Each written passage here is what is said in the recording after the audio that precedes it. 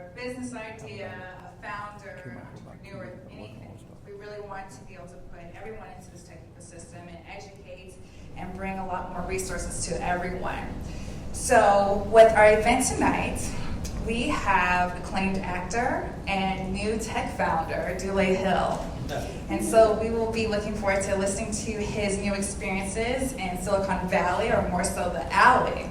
So without further ado, we will bring up Wayne Sutton and Dulé Hill.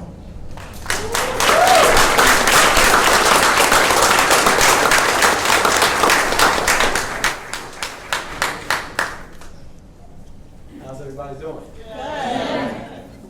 Glad to be here. Glad to be back here in San Francisco. A little side note, I started doing my first show. It's called The Tap Dance Kid in 1984. And I understudied Savion Glover at the Minskoff Theater in New York for about 2 months. And then I got offered the lead role in the national tour to fly around with Harold Nicholas of the Nicholas Brothers and perform. The first stop on the tour was right here in San Francisco, the Golden Gate Theater. So it's been a while since I've been here, so I'm a little nostalgic right now. I never forget that I was here, so I cried the entire flight from New York to San Francisco because I had to leave my dad and my brother. And then I was in rehearsals here before we actually started the show, and I was singing the song, and I looked, and coming through the back door was my dad and my brother. I jumped off stage and oh my God, Dad! Anyway, it has nothing to do with tech. But it answers the first question. It was like, tell me about your journey, how you got here. Yeah. So, I came to San Francisco. Yeah. Well, with that, who inspired you the most? Who inspires me the most? Yeah. I mean, I think inspires me the most, I would say, is my parents. Mm-hmm. You know, they've showed me how to persevere in the midst of adversity, to keep pressing through and not to get discouraged because you have one, setback or even two. They've shown me how to always get back up and keep pressing towards the mark. Yeah. So I would say definitely my parents. Parents inspired you? Yeah, I mean, really the entire line. I mean, my grandparents, knowing their story about, my parents are from Jamaica, and all that they went through to get to the U.S. to give me the opportunities to now be on TV and all that kind of stuff. All I have to do is look to see where I've come from to inspire me to go forward.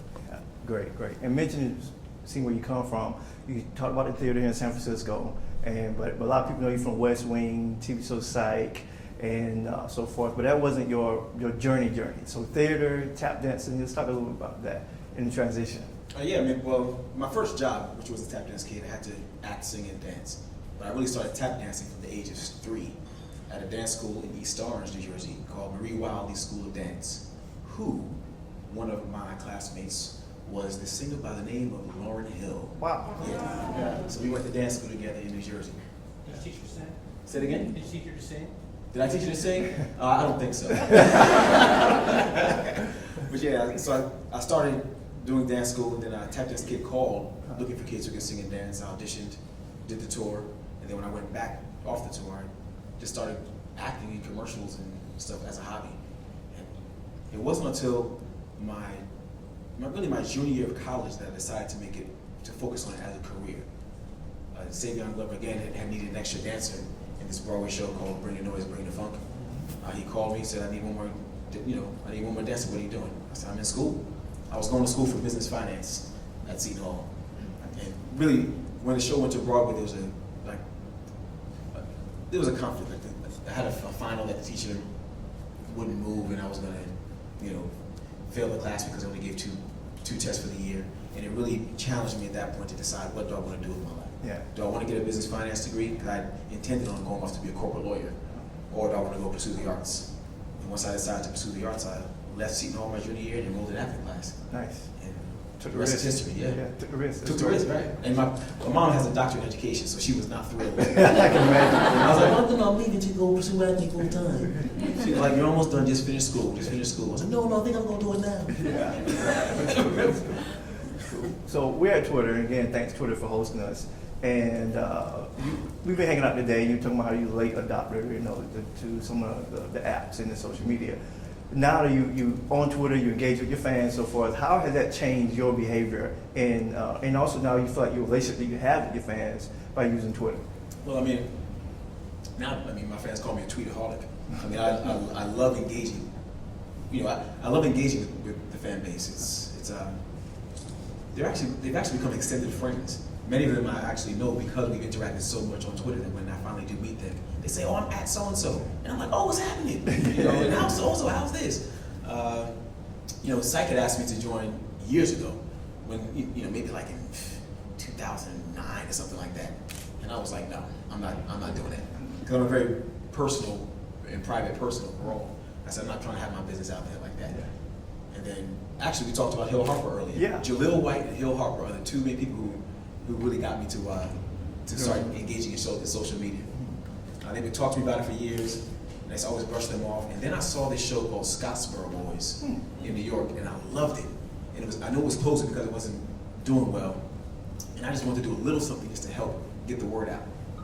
So I called Hill. I said, "Hill, I know you haven't seen the show, but man, just do me a favor, man. Can you just go out there and just send a tweet out just saying, for those of you who are in New York, see this show. There's only one more week left, but it's an amazing piece of theater. You know, and you can tell them that I called you about it." And he said, "All right, I'm gonna do it, but this is why you need to get on Twitter." That's the last time. Yeah, totally. So then I understood it at that point, and then I got on, and ever since then I've enjoyed just the engagement. I love talking trash, playing games. I have parody accounts. Yeah. Like people, I don't even know who they are, but I love them. There's someone named Shame on You, Dulé. Anything bad that happens, it's me. But funny stuff though. You know what I mean? If you walk to your bathroom and the toilet seat was up, that was me. I sneak in at night and I put the toilet seat. Shame on you, Dulé. And then there's another one about facts of Dulé, and it's anything like I can do. I'm like Superman. It's always these funny things, I can. But I enjoy it. It's fun to engage the user base. Great. And so how do you see the worlds of Hollywood and tech now kind of merging and transition with social media and so forth? There's a couple of TV shows, there's Scandal, that's real popular on Twitter and so forth. How do you see that? How's it affected Psych when you were on it, once you start using Twitter, and where you see that going with the interactivity? I mean, it's a way to keep fans engaged. I mean, the show is only on once a week. If you have a film, it's only coming out for at a certain time, or you release it a year out from when it's coming, or if you're doing a piece of theater. And it's a great way to keep fans engaged over time, beyond just the commercial or just the episode that airs. For Psych, it's been great. I mean, our fans have been unbelievably connected to us, and even beyond the life of this show, because of Twitter, they follow everything that we do. If I just got finished doing a show on Broadway, and so many Psych fans came to see the show, and the value of having a social media footprint is I couldn't buy that kind of ad time to reach that many people. The amount of money it would cost me to be able to touch that many people and get the message out that I'm doing this, or check out this show, it wouldn't work. It wouldn't work for me, and for many projects it doesn't work. So I think it's a great extension. Great. And so now you arts, tap dance, theater, television show, and now you're a tech founder. Tell us about your app Nomino and what problem it solve. I mean, Nomino is Photo Jeopardy meets Wheel of Fortune. It's taking photo sharing and turning it into a game. Users post their own content, and then they ask their followers to answer a question based on the subject of the photo. And as you create Nominos, you gain coins, and as you solve Nominos, you gain coins, and those coins are redeemable in our marketplace for real prizes. The whole idea about Nomino really was, how do we go beyond the like? How do we get users to start engaging in photos and videos on a deeper level? I know for myself, a lot of times when I see sponsored posts, I just move right past it. So what we try, really are attempting to do at Nomino is really a brand engagement community where people are that's the behavior that they do. They take what's posted and they engage it. They're not going to scroll past it. Because the whole idea is to engage. I can show you a 30-second commercial and you'll watch it just to answer the question. And it's really behavior that was already existing in the social media landscape. We have photo challenges and scavenger hunts and things like that. But it's all behavior that was already existing in the social media landscape and putting it into a turnkey platform. So that it's really an advertising tool. That's what it is. Yeah. An advertising tool that's skinned in the form of a game. So let's talk about the journey, like being a tech founder, because you have your experience, you've been in Hollywood, and when did the aha moment come to where it's like, that's a great idea? And then talk about the execution, like, and some of the challenges that, so we had this good idea, but then now we need to, like, build an app, create a team. Right. Yeah. I mean, the idea came about because a friend of mine, Rochelle Thwaites, she was driving through Malibu Canyon, and she asked herself, I wonder if I took a picture, would my friends know where I was? And she connected with our other co-founder, Talitha Watkins, who's a VP of marketing at Universal, for multicultural marketing at Universal. So they really came together to really start knowing how to just take that idea and make it into a full-blown idea that could actually solve the problem of brand engagement. And so then when it came to me, I thought, it sounds like it could work. It sounds like it's something that is needed, and it sounds like something that I would do because I love interacting with my fans, and even myself, I am a brand. So it's a way of engaging my user base. So I said, if that app was out there, I would use it. So let's go for it. And we put our money together, and we held our hands, and we took a leap of faith, and we've been jumping ever since. But it's been an interesting journey. I mean, it's been a 2-year process. Really, it was about the fall of 2014, about the fall of 2012 when we first sat down and started to really talk about it. And it's been a process. You have to form the company, you have to get the wireframe, we have to find, because none of us code, which is something that we probably should have thought about before. But those things you learn along the way. But then we had to find a developer that we could partner up with to really take the idea and bring it to fruition. And even still, even as you do it, you start seeing holes, and oh yeah, we should have did that. Oh yeah, we should have. How do we not have that? So you're always trying to keep going back through and scroll and see what's working and what's not working, and try to create the best app possible that can be engaging and sticky for the user. Yeah, great. We got connected to a mutual friend, Kelly Hoey. Yes. Also, if JK, I think I'm thinking of Twitter handle. Kelly's. Yeah. Oh man, what is? We fell in big time now.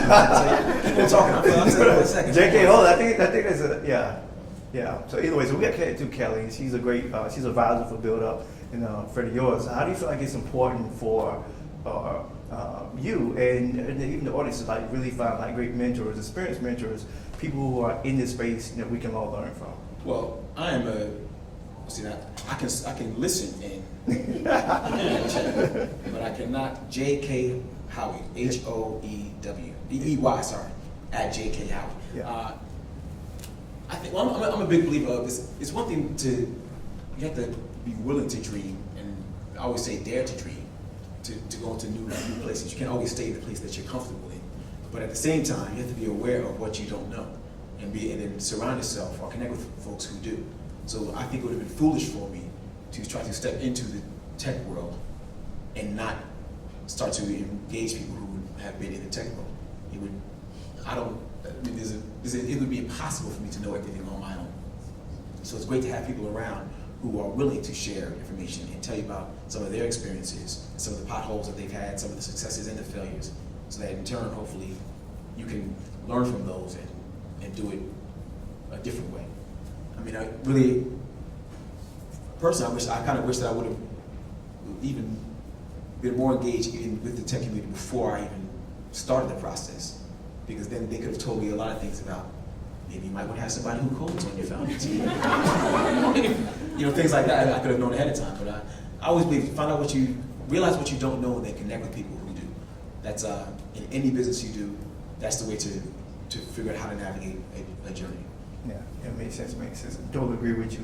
I want to go back to a little bit about the film industry and you and impact, and then get your questions ready. We're going to open up Q&A shortly. Actually, after this, we're going to do Q&A. Don't make the questions too hard now.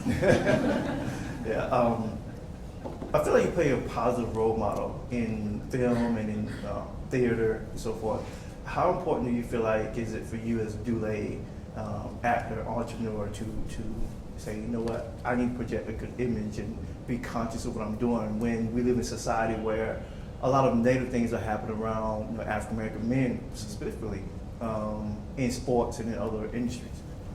I mean, I believe that images are powerful. Images do affect people's perception of a larger reality. They project that onto their reality. So I think any chance that we have. Me as being African American man, you being a gray-haired white man, with glasses, I think it's always good to present images, a balanced picture, so that hopefully people can then realize that it's not all this. Mm-hmm. So for me, it's, as an actor, I'm cognizant of that, to try to tell the full story. Look, there are some bad people out there in the world, but there's majority of good people in the world. So I choose to portray people who are majority good, and intelligent too. I like playing intelligent characters. Yes. Because I think that a lot of times, it's people assume that we're not, when we're very intelligent. Right. Yes. So if I can have any effect in changing that ingrained mindset, then that's what I hope to do through my art. Great. Well, thank you. I agree with you 100% on that. Great. Questions? I'm gonna go with. What's been one of your biggest failures career-wise, and what was something positive that you got out of it? I don't believe in failures. So I would have to say I don't have any failures. Okay. I have learning lessons and things that I learned.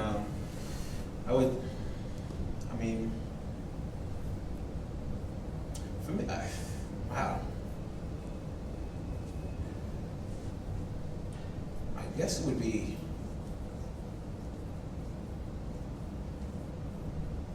not following my instinct. Yeah, that's probably what I've learned, like, in terms of my acting career, especially. Like, I remember I auditioned for Finding Fisher, right? Finding Fish. That was like Denzel's first foray into directing a feature. And I'm reading the scene. I know I was gonna have to go in there and read the scene, and just within myself, I just felt that I should do it this way. But I saw right above that line, it said angry. And I was like, yeah, I'm not gonna do it that way. I'm not gonna do it that way. And then I go to the audition, and it's with Denzel. So I'm here doing a scene with Denzel. I'm like, well, this is pretty cool. Like, no one may not ever see it, but I'm doing a scene with Denzel Washington. So now I really want to step up to the plate, and we're doing a scene, and I got that line, and I said it, and I forgot what the line was, but I said it angry because it was written to say angry. And he was like, why are you so angry?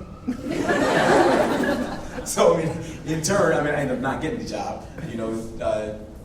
Derek Luke, who's a good friend of mine, he got the job and did an amazing job with it. But what I learned in the moment was to trust your instinct. It's never going to steer you wrong.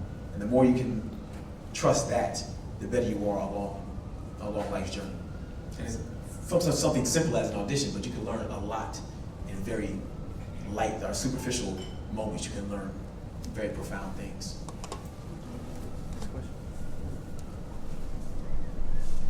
So one of the things you talked about is not having a coder on the team. So I actually would have thought, someone said when you were involved in a company, that you might have had more of a hands-reached relationship with the organization. And being aware that they don't have you needed a coder to start the business, or it would have been more advantageous. Mm-hmm. Says you're a little more involved in the day-to-day, or a little more close to what they choose, what they do.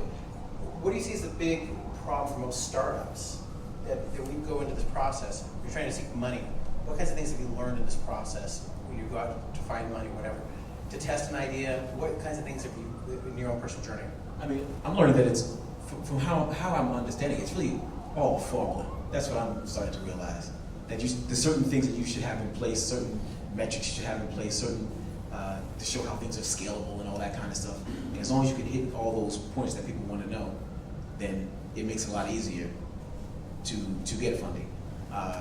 So to me, that would be the thing to know, is to know what those things are for what you're trying to do. Because obviously, depending on the app, or depending on any area that you're going, it will be different. But know what those key points are. Besides the coding part, what else would you do differently in your next venture?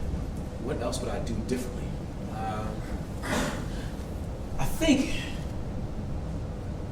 I would beta test it longer before I really launched. I would do a larger closed circle group and really dive in to just keep working to see what's working, what's not working, what's working, what's not working. is this engaging to folks? Or do we really, is there consensus that this aspect will be engaging, or will it not? Instead of going out there and then starting to figure it out. More that kind of agile, lean startup type approach. Yeah, that's probably what I would do differently, or will do differently the next time I go around, because I don't intend for this to be my last foray into tech.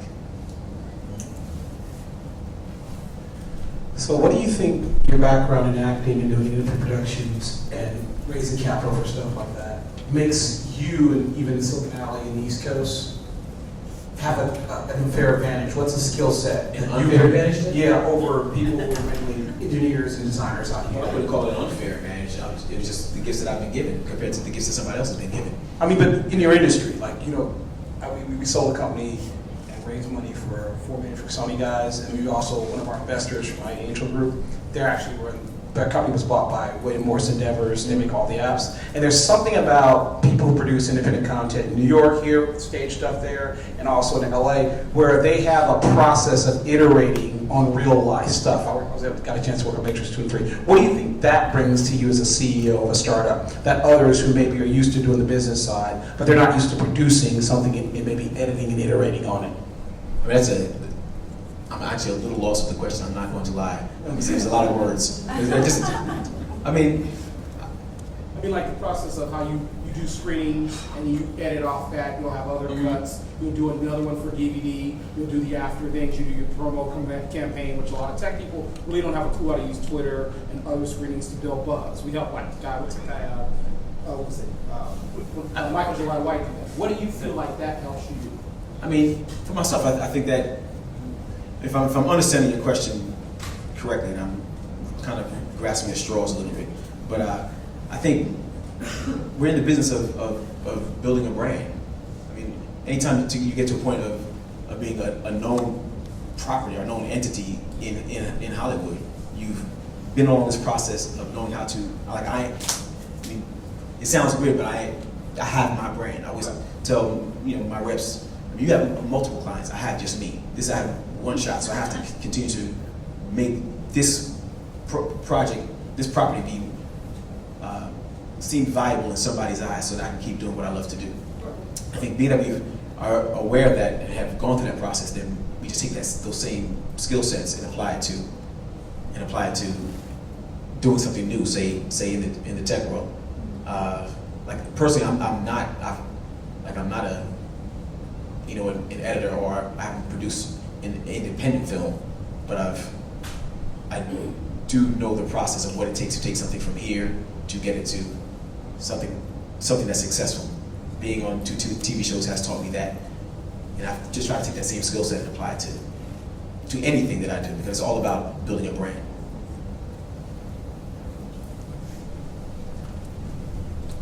Thank you, and thanks for showing up back in San Francisco. So I have Also, go 49ers. Oh, yeah. I don't know about this last week though. These last 2 weeks are getting real suspect. Right? You know what I mean? It's early. I mean, I'm like, come on now, that's ridiculous. I'm like, I thought the comedy of errors. Yeah.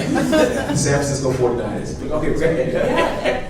No, so I actually have kind of two questions. Really quickly, what does your mom think now? Well, my mom loves it. I mean, she definitely loves it. But if the talk of college comes up, she will still say yes, but you should still finish. Which I get though, because it's all about completion. If you start something, it's a principle. If you start something, you should complete it. So I respect it, and I do plan to go back and get my degree one of these days. But she's very, very happy and very proud of the journey that I've had so far. There you go. And my second question is, you started off talking about Twitter and saying that you're a very private person, and social media actually kind of runs the razor's edge of sharing and privacy, and privacy always comes up. And with your new startup, you kind of are on that edge as well. So I would just love to hear your thoughts on the privacy concerns for social media and for kids, and how this crosses into both your personal life as well as your startup. I mean, for myself, I think I've learned, even though I'm a very private person and I do tweet a lot, I've learned what to share. I don't share everything. If I wake up in a bad mood, I'm not tweeting, pardon my language, I'm not tweeting like, fuck the world. You know what I mean? I'm just not doing that. I'm very aware that once it's out there, it's out there, you know. So that's something that I try to keep focused on whenever I do start tweeting. Like I don't tweet when I'm out drinking. if I've had a few shots, I don't know, Twitter, Instagram, all that goes away. Yes, and then on the personal side, I just try to explain to at least my younger relatives, my nieces and my nephews, that this stuff will stay with you.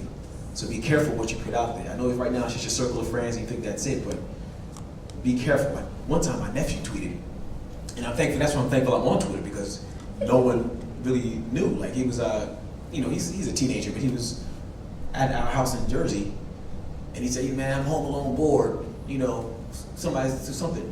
And I was in Vancouver filming, and I saw the tweet. So I called his dad. I said, "You know, this dude's on Twitter talking about he's home alone." So of course, like he, I have to go and have a conversation with him afterwards. So you have to be careful, because you never know who sees that, and then who knows. Then sometimes like you post it on Facebook, but they have the geo tag stuff, and it'll say like exactly where you are. It's like you can't sit down there and put that information out there. So yeah. So I on a personal level, I try to educate my family about the lines of privacy. I mean, I've seen people get fired, because we filmed the locations and they've tweeted, talking about valuable things that are at a location, and they'll see, they'll have the geotag location on there. And I've seen NBC come down and say, you know what, because it's too much of a risk to put things out there like that. So I walk the line. I keep it I'm very aware of what I'm sharing most of the time. I don't think, I hope anyway. I'll be careful saying that, because there's somebody that try to hack my account or something. Well, you have to play if something happens. If it happens, then somebody probably really did hack my account or something crazy is tweeted out from my Twitter feed. Twitter will fix it fast. They'll fix it fast. Cool. Hello. Hello. I have 2 questions. And the first one is, you heard about Pluto? That's messed up, right? Second one is, what's your vision for Nomino 2 years from now? And do you have any global visions? Because you're pretty popular in Africa, and there's not a lot of images of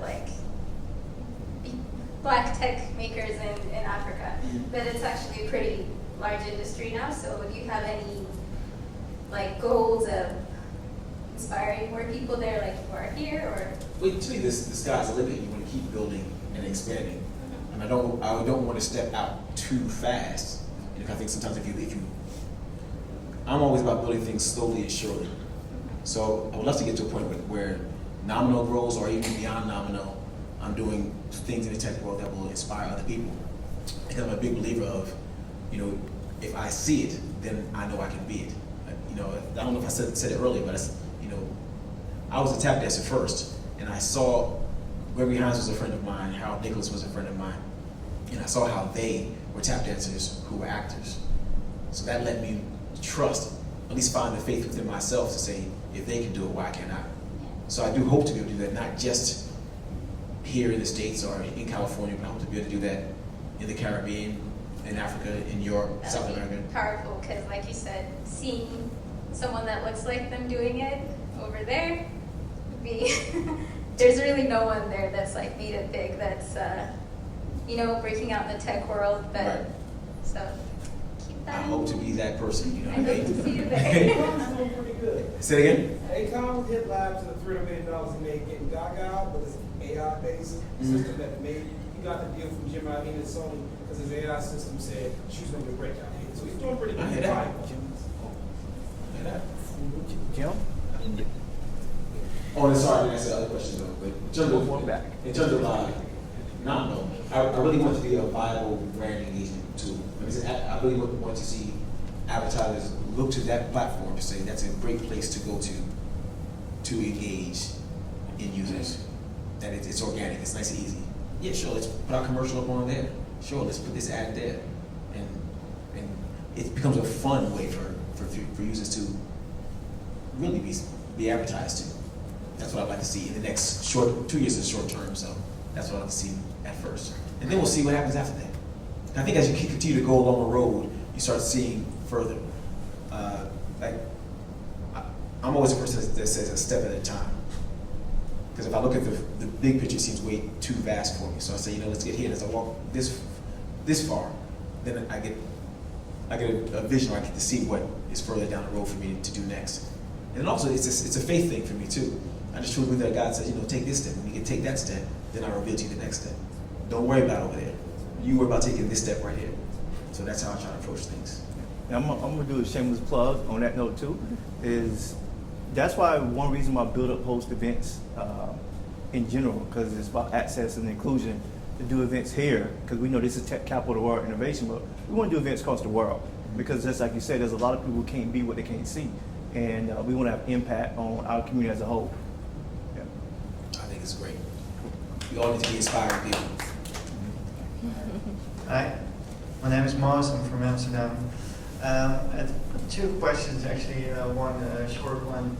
Can you share the current user base of the app? I prefer not to. Okay. I can, but I choose not to. No problem. No problem. Okay, and the second question I can understand is a marketing question. Are there specific marketing strategies you apply that worked really well or didn't work really well for to grow actually the user base? Well, I know working with, like on the network side, working with Psych was one of our launch partners. That worked really well because it was a user base that was already engaged in social media, and they loved playing games. They loved trivia. They were fanatics about being able to show what they know about Psych. So once we had that partnership there, it really translated well for the app. It helped us grow our numbers, and we saw very high engagement during that time. And then on top of that, that was a group that really was fanatical about getting product, getting Psych swag. They wanted anything Psych, they wanted. So really, at this point, it's really starting to keep finding those type of communities to partner up with so that it becomes a great marriage.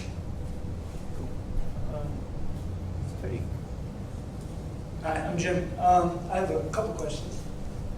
To this date, have you sourced any outside funding for your company? No, it's all been self-funded at this All point. inside? Is there any, talk about some of those metrics, is there any point where you think you will be bringing outside funding in?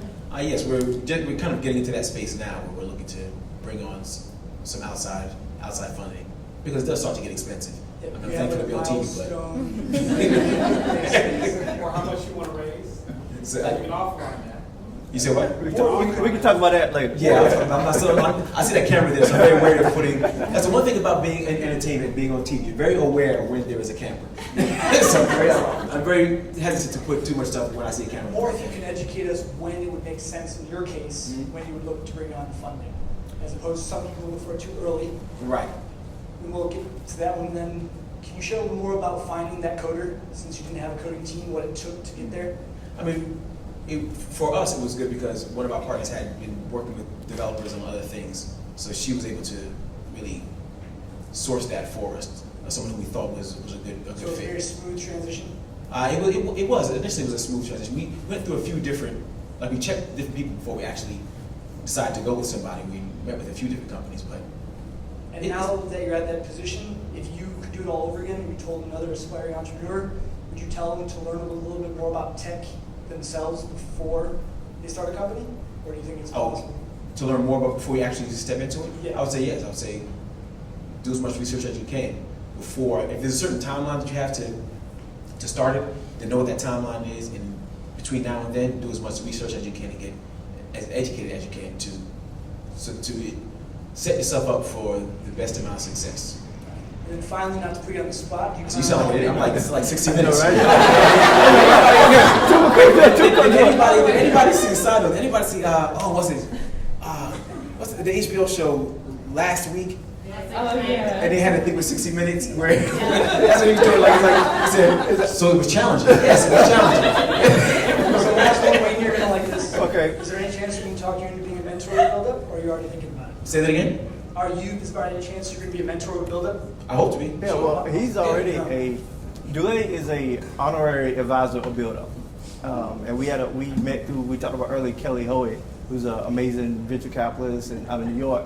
And she connected us, and then we had a Skype call, talk, and had a couple more calls. Said, look, let's see how we can collaborate because we have the same values, and this year. So It's on your website. yeah, it's on Build Up. Yeah. So we take 2 more final questions for somebody who have not asked a question. So 1, 2, and maybe 3. Well, 1. Hi, this is sort of a dovetail on the notion of raising funds from outside people. And I guess, I know you're a guy that takes it one step at a time, but you must have a vision of what the door looks like, you know, the exit. Mm-hmm. And I'm wondering what you think about that, and just how you wrap your head around that. I didn't hear a revenue model or anything like that. There's two different ways. Yes, there could be a type of thing where we're acquired, hopefully by some advertising company that really wants to have a product like this to sell to other brands. But at the same time, the way we're building out the community, we also hope for the company to be profitable on its own. Because we're running a leadership overall, but then being that it's an organic way for brands to engage, this hopefully brands will start to pay us money to then sponsor posts on our platform.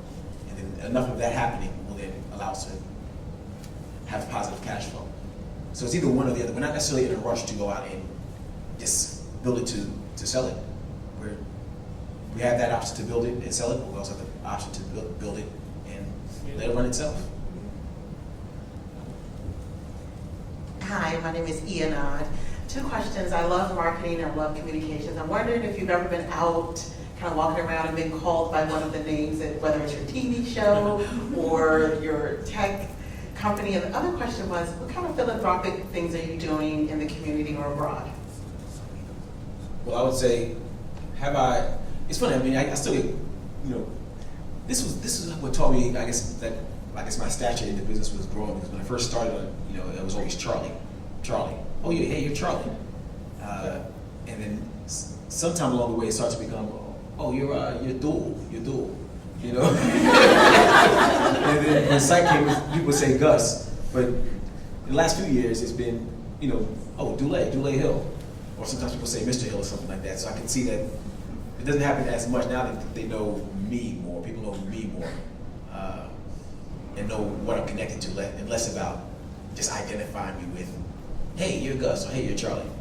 The funny thing sometimes when you walk into a room and somebody will go, oh, Mr. Hill, how you doing? Nice to meet you. Somebody else is right there too. And he goes, you know who this is? And they go, no, do you know who this is? And they say, no, this is Gus. They go, no, that's Charlie. That's funny way it happens. In terms of philanthropic stuff, I mean, I always try to, I'm a giver. So I give where I can give. I donate a lot, a lot for me. Oprah might be like, that's not a lot. I know, most is not a lot to you, Oprah. But I donate to whoever I can. Schools, but I'm very passionate about Jamaica, so I give money out there. And then wherever I'm asked to be involved, I'm a big believer of doing a little can go a very long way. So if somebody asks me to show up somewhere, and they're not asking me to, move the moon. It's just showing up and be here for a little while to either inspire or even to just draw attention to something. Then I'm saying, why not? Because I truly believe that, and I said it earlier, I said if I can get 1 billion people to move 1 billion stones, then we can move a mountain. So if I ask you to do a little bit, and you to do a little bit, and you to do a little bit, and I do a little bit, we can affect a lot of change. And it's not such a burden on you or me. So I just try to do my part where I get in where I fit in. Yeah, my pleasure. All right. One more, Selena. Hi. So it sounds like you're interested in starting another company, or at least when you're done with this or whatever's next. I just was wondering if you thought about any particular verticals that you'd like to go into, and what excites you most about technology right now and being a startup. I mean, the first answer is no. I mean, right now I'm really focused on Nominal, and really, for me, it would be about extensions of me, things that I enjoy or am passionate about. One reason, and I forgot the second part of your question, so I'll ask what that is in a second. But one part, like for me with Nominal, it was something that I believe that I would enjoy doing with my fan base. So that's why I wanted to get into it. I don't think I would just be jumping into things because it seems like I can make a lot of money. I don't think that's just not really me. I think it would have to be something where I'm passionate about it. So as time goes on and I feel a connection to certain things and the opportunity shows itself to me, then I'll take that step. What was the second? What excites you most about technology? I guess at the pace that is growing, you know, and how much it's becoming a part of our life. I mean, you really can't turn anywhere and not find technology being used. Yeah, I mean, like, what's that? I mean, I don't hope that doesn't get this far, but what's that show, that film that was just out? Oh gosh, is it called Her? Oh yeah, the computer. Yeah. You know, and it was kind of spooky, but it wasn't that far off. You're like, I can see this happening. It's like Surrey, right? Yeah, I can see this happening very soon. Yeah. You know, so it's the pace. I mean, I remember back when I was in college, I had a pager. You know, I remember my brother had a bag phone. You know, that was huge. He thought he was the man walking around with a big bag cell phone. You know what I mean? You know, and the fact now that so much of our life is right here on the computer, I actually threw out some files the other day, and I opened up this notebook and I had phone numbers written down. You know, just pages and pages of phone numbers I had written down. That was my phone book, and because I guess I changed the phone from an old phone to a new phone, so I had to write all the numbers out before I could put it on the new phone. And now, I mean, I change phones all the time. It's like, hey, just sync it up right there. It's good to go. You know, so the pace at which technology is growing, it's very impressive, very exciting, and also a little scary. Yeah, it's also, you know, a little scary. I mean, when I first moved to my house, and growing up, I remember going in Saraville, we had a shared line at first. There was like 3 houses or 4 houses that you shared the line. You pick up the phone, and it was a neighbor across on the phone. Oh, okay. This is like back in like '78, you know. And now the fact that my nephew has a cell phone, it's, you know, it's crazy. You know. But anyway, what doesn't excite me, as we were talking about earlier, is drone-driven cars. Driving this car, I'm not doing that. Yeah. I don't care how much money you pay. I'm like, you know, I can see somebody behind that wheel. So, anyway, that's my side note. Well, I'm gonna ask the last question. So, what's next for Dulé? What's next for me in terms of just life? Yeah, life, acting. I mean, well, I'm getting ready to go work on a new TV show soon. You know, I see cameras, I'm not going to say it, but it's coming soon. It's going to be a lot of fun. And then I hope to do more theater. I really love being on the stage. And then I want to, it's been challenging over the years, but again, I'm a big believer in just keep chipping away. And I've done films, but I have not done films consistently. So that's something I really would like to, in terms of the acting side, that's something I would like to really, you know, I don't want to say conquer, but get deeper into. I would love to see find a way to engage dance more, to engage tap. I'm a tap dancer, and I want to see tap coming to more of the mainstream. Like I would like to see tap on TV more, in terms of TV shows and on screen, and in terms of film. So if I can find ways to get involved that way, I'd love to do it. And then I want to keep building out Nom Nom. I'm having a fun time. And the thing about life, you're supposed to always enjoy the journey. And I'm enjoying the journey. I'm enjoying learning every day. I'm enjoying going into a new place that I don't really know as well as the places that I've been. So I'm constantly having to learn. And I want to just keep growing. Awesome. And then spend some time traveling with the family. I want to see my family. I spent so much time over the last 15 years being on the West Coast between LA and Vancouver. I want to spend time with my family. That's what I want. That's what's next. I want to really go out there and hang out with the family. That's great. Awesome. Well, thank you. My pleasure. Thank you all for coming out.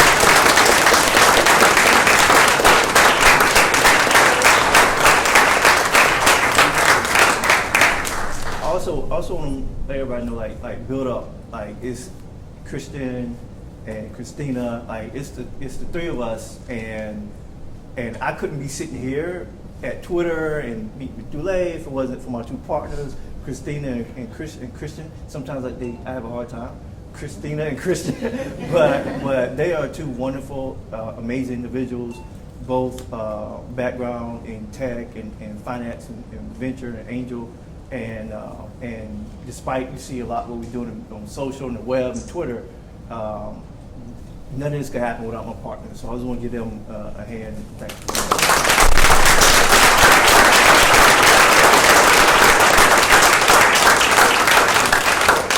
Well, thank you, Wayne and Dulé. Thank you so much for coming tonight and sharing your passion and creativity both for the arts and for technology with all of us tonight. We really appreciate it. My pleasure.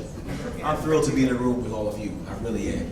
So I mean, I know there's probably you're all wonderful, great minds, and I'm thrilled to just be in this circle. So there it is. Let's go handle our business. Right. So we're all about community. So please stick around. Please network with each other. Hopefully Dulé can stay a few more moments and spend a few minutes with the folks who've come out tonight. And we also would hope that you'll come out and support us again. Our next event will be with Tim Draper. So look for the details at BUILDUP.vc. And we hope we'll see you all at the next event as well. Thank you again for coming out tonight.